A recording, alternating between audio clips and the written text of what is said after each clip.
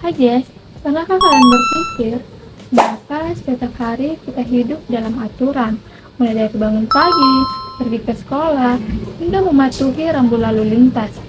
Nah, itu merupakan bagian dari peran negara. Jadi, apa sih negara itu? Dan mengapa negara sangat penting bagi kehidupan kita? Yuk kita bahas bersama-sama. Yang pertama kita akan membahas negara. Jadi, negara itu ibaratnya sebuah organisasi atau wadah yang dimana memiliki kekuasaan tertinggi untuk mengatur sekelompok orang yang disebut rakyat di dalam wilayah tertentu.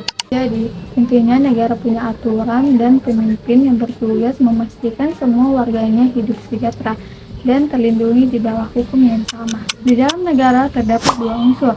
Yang pertama, unsur konstitutif yang bersifat wajib ada atau mutlak.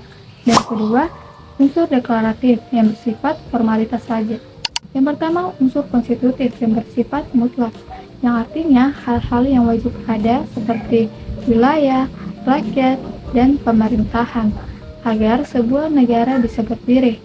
Kalau salah satunya nggak ada, nggak bisa disebut negara. Misalnya gini, syarat untuk membuat kopi tentunya harus ada air, gelas, dan bubuk kopi. Tapi kalau salah satunya nggak ada, kopinya nggak akan jadi. Begitu juga dengan negara. Kalau ada rakyat dan wilayah, tapi nggak ada pemerintahan yang ngatur, yang ada cuman kekacauan.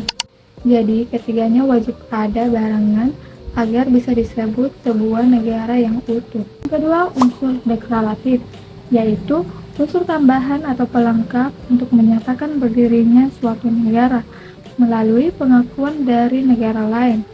Jadi, unsur deklaratif itu ibarat punya surat izin atau diakui oleh tetangga. Adapun sifat-sifat yang ada dalam negara, yang pertama sifat memaksa, yang artinya negara punya kekuasaan legal, yang dimana dapat membuat semua orang patuh pada aturan.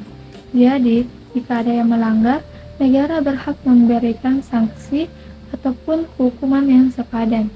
Contoh, pada saat masa pandemi, negara memaksa warganya untuk melakukan karantina ataupun tes kesehatan saat masuk ke suatu wilayah. Tujuannya bukan untuk membatasi kebebasan, akan tetapi demi keselamatan nyawa untuk seluruh rakyatnya. Yang kedua, sifat monopoli, yang artinya negara punya hak tunggal untuk menetapkan tujuan bersama dan menguasai hal-hal yang penting. Contohnya, di Indonesia listrik dikelola oleh perusahaan listrik negara, yang artinya hanya PLN yang menyediakan listrik dan masyarakat tidak bisa memilih perusahaan lain. Begitupun juga dengan harga dan layanan diatur oleh negara. Yang ketiga, sifat mencakup semua, yang artinya peraturan yang dibuat negara berlaku untuk siapa saja tanpa terkecuali yang ada pada wilayah tersebut, baik warga asing maupun pendatang. Contohnya, kewajiban membayar pajak. Jadi, seluruh warga negara yang memenuhi syarat penghasilan, baik itu pejabat, pengusaha maupun karyawan, wajib membayar pajak tanpa terkecuali. Jadi, secara teori, negara terbentuk dari kombinasi evolusi sosial, perjanjian masyarakat untuk berdaulat, hingga faktor kekuatan dalam penaklukan wilayah. Yang pertama, negara terbentuk melalui evolusi. Jadi, catatannya, negara terbentuk melalui proses sejarah panjang, mulai dari ikatan keluarga dan suku, yang berevolusi menjadi organisasi politik yang lebih besar dan berdaulat. Yang kedua, perjanjian masyarakat atau kontrak sosial. Jadi, negara muncul sebagai hasil dari kesepakatan bersama masyarakat untuk mendirikan pemerintahan demi menjamin ketertiban dan perlindungan hak asasi. Yang ketiga, kekuatan dalam penaklukan wilayah. Jadi, negara terbentuk karena adanya pihak yang kuat menaklukkan pihak yang lemah, kemudian memaksakan aturan dan sistem pemerintahan di suatu wilayah.